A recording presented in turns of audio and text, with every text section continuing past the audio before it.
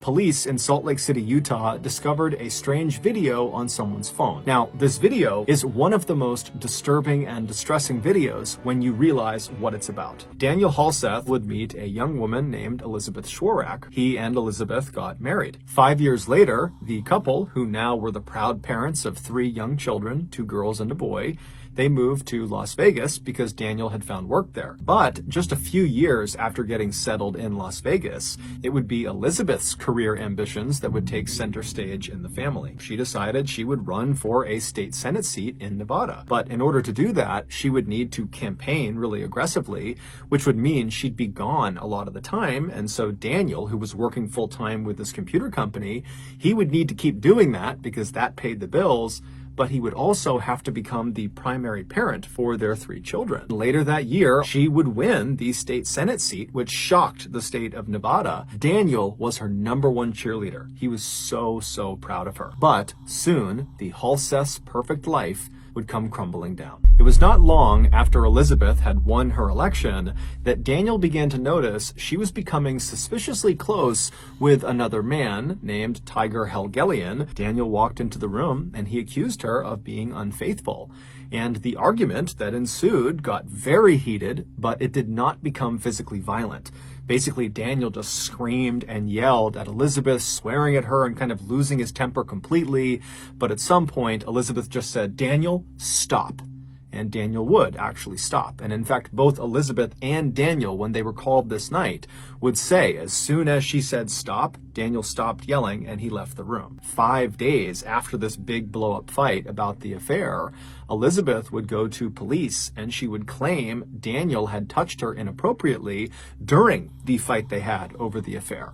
And so Daniel, much to his shock, was arrested and charged with something called open and gross lewdness. Daniel was sentenced to 6 months of probation, anger management, and he had to register as a sex offender. Shortly after he was found guilty, Daniel filed for divorce. Their divorce, which was heavily centered on who gets custody of their 3 kids, was very contentious, it was very bitter, and it was very public. He was denied custody of the 3 children, despite the fact that for the last several years, he had been the everyday primary parent. So Elizabeth, she gets custody of all 3 kids, and she promptly leaves Nevada to go to Alaska with her 3 kids to live with Tiger Helgelian, the man she denied having an affair with. And shortly after arriving in Alaska, she married Tiger Helgelian. Daniel would meet another woman named Bogdana, and they would actually get married. Around this time, Daniel began sharing more and more of his life on his social media channels.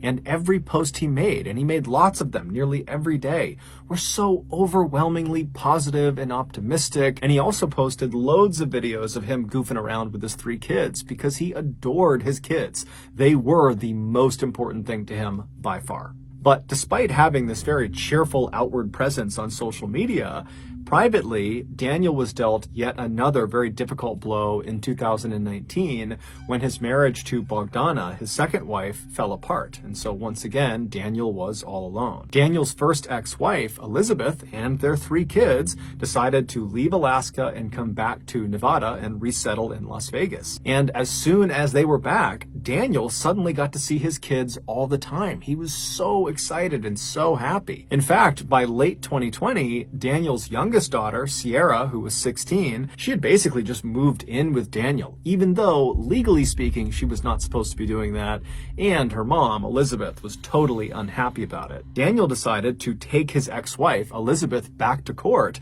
to see if he could get custody of Sierra, because Sierra was the only minor of their 3 children. She was still 16, and at that point, Sierra was already living with him. During the recorded video sessions between Daniel, Elizabeth, and the judge, Daniel would tell the judge that life in Elizabeth's home was totally toxic and not good for his children and certainly not good for Sierra. Daniel would explain to the judge that Sierra was really struggling with some mental health issues and what she needed right now was professional therapy, something he had already enrolled her in since she had moved back in with him. Daniel also presented to the judge a letter that he said Sierra wrote that basically backed up the idea that she is better off living with her father. Elizabeth Elizabeth would generally respond to all of these things that Daniel was saying by saying Daniel was a liar and that he was not fit to be a parent, and that letter that he claims Sierra wrote doesn't sound like her. Finally, in early 2021, when Daniel and Elizabeth still had not come to terms,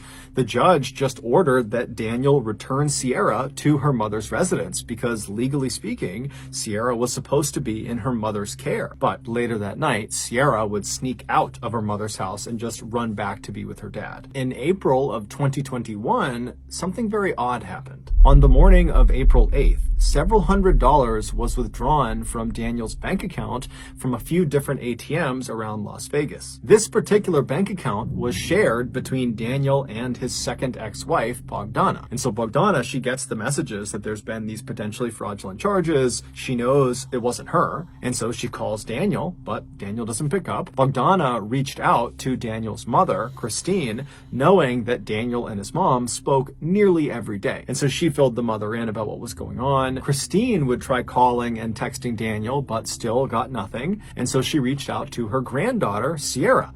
And so she calls Sierra. Sierra doesn't pick up. She texts Sierra asking to speak to Daniel, and Sierra doesn't get back right away, but eventually she responds to Christine, and the response just said, "His phone has been acting up, but he's okay. It should be fixed by tomorrow night. No worries." But the next day, by 10 a.m., when Christine and Bogdana had not heard or seen Daniel, Christine again reached out to her granddaughter, Sierra. She called her, but she didn't pick up. And so she texted Sierra, this time demanding that she put her father on the phone. Christine just got another text message that said something to the effect of, "My dad's in the shower, so he can't talk right now." Christine, at this point, it was like her radar was up and she knew there was a real problem. She didn't know what it was, but there was a problem and someone needed to go over to Daniel's house and make sure he and Sierra were okay. Christine just called the police and asked them to do a welfare check. Yeah, hi, I need a welfare check. I don't know if on who are we doing a welfare check? for my son. He's been missing for 2 days. His work's called, his family's called, I've called, and there's nobody answering the phone. It's really, he just doesn't act like this. 24 hours earlier, a man and a woman were spotted on surveillance camera withdrawing cash from several Las Vegas ATMs using Daniel's debit card. After those withdrawals, the man and the woman were spotted again on camera going into a Las Vegas supermarket called Winco, and inside they would purchase a few items using Daniel's debit card, and then they would leave and they would head to a Las Vegas Home Depot where once again they'd be caught on camera purchasing a few items using Daniel's debit card. After these purchases, the man and the woman would make their way to Daniel's residence where they would spend the night. When police finally did arrive at Daniel's residence on April 9th, the police could not make sense of what they were seeing. It really just did not add up. Then, 4 days later, on April 13th, police in Salt Lake City, Utah, just happened to find the man and the woman that were seen on camera on April 8th using Daniel's debit card and going to the Winco and the Home Depot. The police, they just happened to find these people on a bus in Salt Lake City. The police would discover a video that these two had taken of themselves in the last couple of days that explained what was inside of Daniel's house. Welcome back to our YouTube channel. After murdering Day 3 after murdering somebody. Whoa! Don't put that on the camera.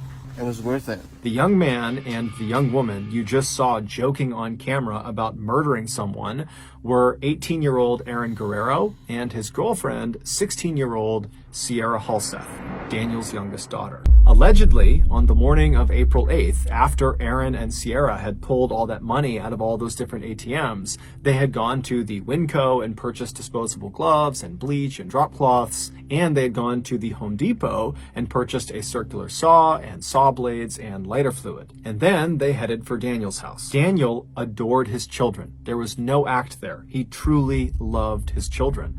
And so it would never cross his mind that one of his children or one of their significant others would ever want to hurt him. However the young couple did it, they would inflict up to stab wounds in Daniel's body, most of which were in the back of his head. And then at some point during this vicious attack, they stuffed Daniel into a sleeping bag, and right in the middle of the living room of his house, they doused him in lighter fluid and lit him on fire. It's unclear what exactly killed Daniel or for how long he was actually conscious and aware of what was happening before he died, but it's very possible that Daniel had at least a small moment in time where he recognized his beloved little angel, Sierra, was actively trying to kill him. After Daniel was either dead or incapacitated, the young couple tossed their pocket knives into the sink. Aaron and Sierra attempted to destroy evidence inside of the house by scrubbing everything down with bleach, but it was totally ineffective. And so at that point, the couple decided they would just burn the entire house down, and that would destroy all the evidence. But the fire they set was just not very big, and it kind of smoldered out,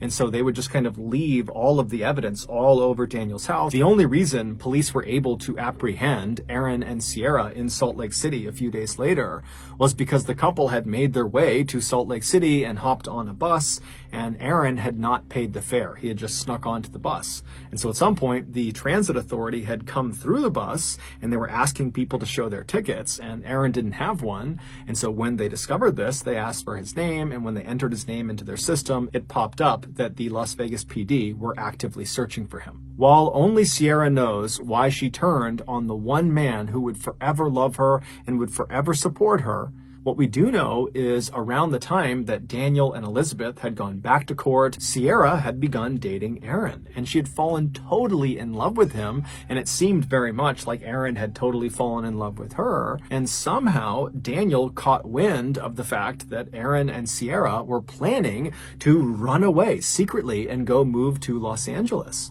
And so when Daniel heard this, he told his ex-wife Elizabeth, and then they would go and talk to Aaron's parents, and they would tell them about this plan to run away.